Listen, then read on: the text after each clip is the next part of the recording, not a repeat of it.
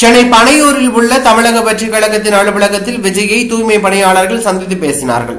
தனியார் மயமாக்கலுக்கு எதிர்ப்பு, பணி நிரந்தரம், ஊதிய உயர்வு உள்ளிட்ட கோரிக்கைகளை வலியுறுத்தி பெருநகர சென்னை மாநகராட்சி தூய்மை பணியாளர்கள் 11வது நாளாக போராட்டம் நடத்தி வருகிறார்கள்.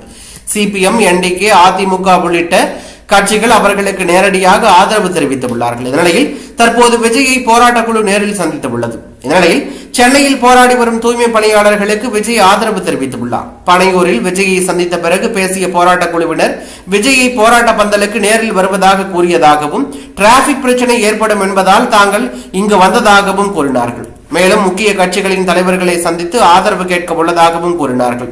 இது திமுக அரசுக்கு புதிய நெருக்கடியை ஏற்படுத்தி உள்ளதாக தகவல் வெளியாகி பரபரப்பையும் அதிர்ச்சியும் ஏற்படுத்தி உள்ளது.